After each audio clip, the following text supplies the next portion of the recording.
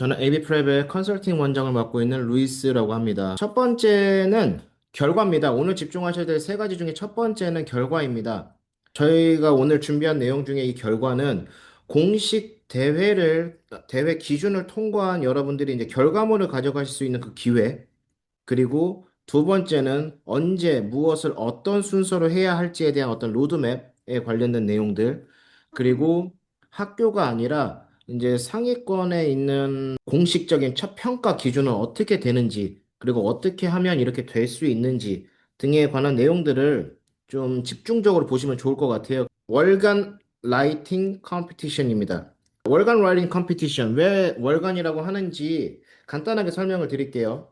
여러분들이 컴피티션에 대한 건 엄청 많은 정보를 갖고 계실 거예요. 근데 그 라이팅에 대한 컴피티션들 중에서 언제 어떻게 나가야 될지 잘 모르잖아요. 그래서 저희가 매달 라이팅 컴피티션을 준비했습니다. 그래서 매달 한 달에 하나씩 결과물을 낼 수 있는 그런 컴피티션입니다. 자, 지금부터 한번 설명드려 보도록 하겠습니다. 잘 들어주세요. 제일 먼저 학생의 문제점부터 좀 살펴보겠습니다. 안 써본 게 아니라 거기까지 안 가본 것. 이게 무슨 말일까요? 저희 학생들은 지금도 여전히 영어 수업들을 듣고 있는 학생들이 있고, 그 다음에 거기서 라이팅 수업을 듣는 학생도 있고, 학교 안에서도 라이팅을 하고 있습니다. 그 말은 학교를 다니면서 개별적으로 라이팅 수업을 듣는 친구들은 라이팅의 구조를 배우고, 그 다음에 어떻게 논리 정연하게 쓰는지도 배우고, 그 다음에 학교에서 요구하는 완성도에 대한 기본적인 요건에 맞춰서 라이팅을 진행하고 있었습니다. 근데 어떤 게 문제냐면, 대회를 제출할 만큼의 난이도 있는 그런 완성도가 있는 라이팅을 요구받아 본 적이 없어요. 이 친구들의 어떤 완성본은 그냥 학교 제출용인 거예요.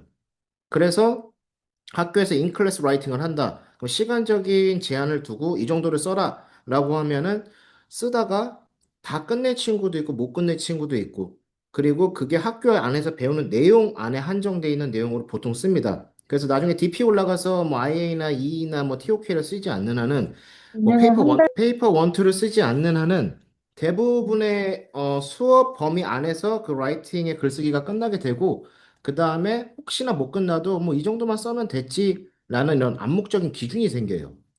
그래서 학생들 스스로 뭐이 정도면 내 라이팅이 좀 충분하네라고 얘기를 하는데 사실 그 기준 자체가 낮은 거죠.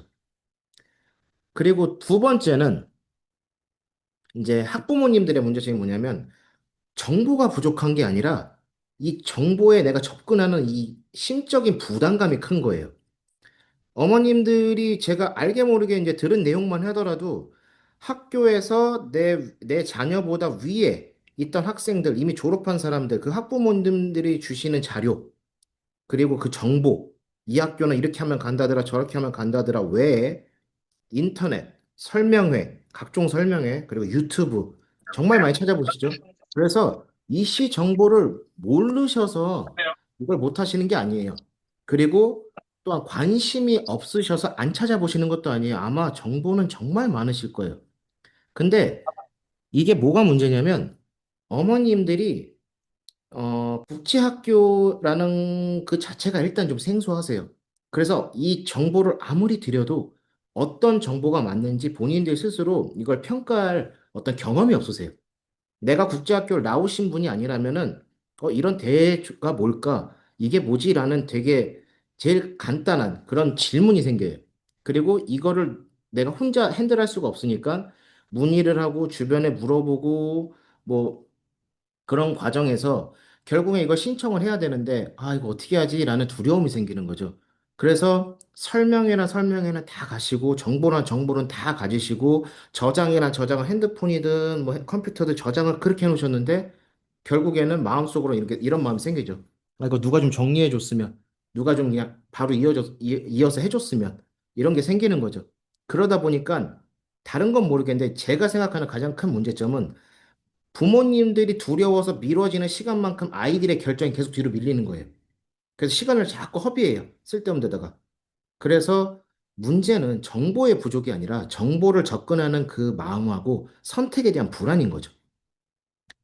그래서 이걸 좀 정리하자 그러면 학생들은 이미 라이팅에 글을 쓰고 있고요. 그 다음에 학교 과제 수행 평가 등의 어떤 라이팅을 계속 하고 있고, 그런데 대회 수준의 라이팅을 요구받아 본 적이 없고, 그건 이게 DP나 가서 하는 일이다라는 이제 의식을 갖고 있죠. 그래서 내가 쓰는 글이 어떠한 글인지, 누굴 위한 글인지 목적성이 사라지면서 이 글은 결국에는 연습 단계에 머무르는 거예요. 그리고 학부모님들은 여전히 그 두려운 마음이나 아니면 대회의 어떤 판단해야 되는 능력, 아니면 그런 정보, 이런 것들이 본인들 스스로 이렇게 분류가 잘 되지 않으세요. 그게 쉽지 않아요. 그러다 보니까 남의 후기, 뭐 설명회, 이런 걸로만 이렇게 자꾸 마음이 이제 가는 거죠. 저희가 준비한 월간 라이팅의 컴피티션의 목적은 뭐냐면, 일단 어디에 낼지 저희가 딱 이 프로그램에 저희 냅니다 라고 시작하고 학생들을 모집을 합니다. 그래서 수상을 위한 것도 있지만 수상만을 위한 목적이 아니에요. 그리고 목적형 글쓰기라고 하는데, 이건 뭐냐? 난이도 있는 글쓰기로 실력을 올려주는 거예요. 그 말대로 내가 되게 인텐시브하게 뭐 AMC 수학을 준비한다. 지금 AMC 조금 있으면 AMC 8이 있죠. 근데 그런 것처럼 AMC 대회를 준비한다. 뭐 에이미 대회를 준비한다. 뭐 어떤 다른 어떠한 컴피티션을 준비한다. 근데 데드라인이 있다. 그러면 이 한국, 특히나 이 에이시안들은 이 어떤 데드라인이 생기면 순간적인 집중도가 벼락치기라고 하죠. 그 집중도가 엄청 올라가요. 그럼 대회를 한번 준비하고 나면은 그 순간적으로 내 능력치가 확 이렇게 향상이 됩니다. 근데 그게 매달 쌓이면은 내 능력치가 그만큼 쌓이게 되는 거예요. 그리고 난이도가 있는 훈련을 할 수밖에 없는 거죠. 그래서 저희가 드리는 제일 마지막은 그게 단순히 끝이 아니라 거기에서 결과물이 있는 한 편 제출을 하고 그 제출에 대한 걸 공식적인 인증 기관에서 평가를 받고 수상을 하던 뭐 쇼트리스트가 되든 이런 한 편의 결과물을 만들어내는 거. 그걸 저희가 이제 해드리려고 하는 겁니다. 매달 하나씩. 그래서 저희만의 방식은 일단은 라이팅 수업이 아닙니다. 컴피티션 프로젝트라고 저희는 합니다. 그래서 연습을 하고 끝까지 완성할 수 있는 힘을 만들어 줍니다. 그리고 이 수업은 학교 대회 기준이 아닌 대회 기준으로 훈련을 합니다. 그러니까 라이팅 컴피티션을 영어의 능력을 향상시킬 수 있는 그런 어떤 하나의 툴로 사용을 하는 거죠. 그리고 대회를 통해서 그 정도의 난이도 있는 대회를 하다 보면은 내가 브레인스토밍을 하고 그다음에 내 글을 쓰고 리라이팅을 하는 거 안에서 완성도가 올라가고 사고력이 점점 발달을 합니다. 그리고 몇 번 대회를 나가다 보면 이 대회에 대한 겁이 좀 사라져요. 그래서 실질적으로 대회에서 어, 한 두 달, 세 달 준비하는 친구들은 보통 한 두 번째부터는 수상이 시작이 됩니다. 그래서 제출 가능한 에세이랑 수상 가능성이 함께 오는 거죠. One competition, one complete submission. 자, 마감이 있습니다. 그래서 오늘부터 4주, 뭐 16, 16시간, 뭐 20시간, 24시간, 뭐 이런 식으로 마감이 있습니다. 그래서 끝까지 그 시간 안에 내 글을 써내는 겁니다. 그리고 반복적인 리라이팅이 들어갑니다. 인트로를 쓰고 선생님과 내용을 교정하고 바디 1을 쓰고 내용을 교정하고 바디 2를 쓰고 내용을 교정하고 이런 식으로 모든 거를 다 리라이팅을 통해서 그 사고력에 대한 어떤 확장 능력을 키워주고요. 그 다음에 외부의 객관적인 평가를 줘서 내 객관적인 부분의 약점을 보완하게 합니다. 뭐 다른 데처럼 뭐 에세이를 돌려 쓴다든가 뭐 연습하다 끝난다든가 뭐 결과가 없는 그냥 쓰다가 끝나는 이런 게 아니라 정확하게 오늘 시작하면은 언제까지 데드라인이라서 이거 안에 완성해서 정확하게 서밋을 합니다. 한번 다시 정리해 드릴게요.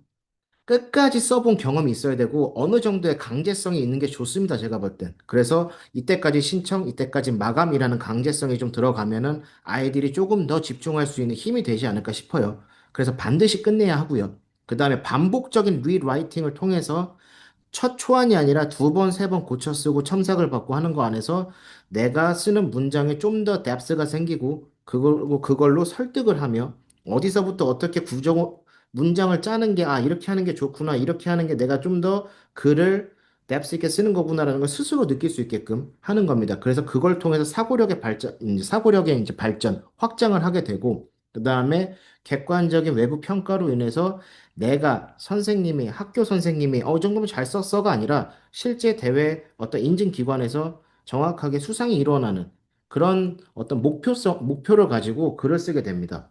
이게 제가 저 옆에 보시면 제니월이라고 되어 있죠. 이거 2023년도라고 되어 있는데 제가 업데이트를 안 한 버전으로 드린 거예요.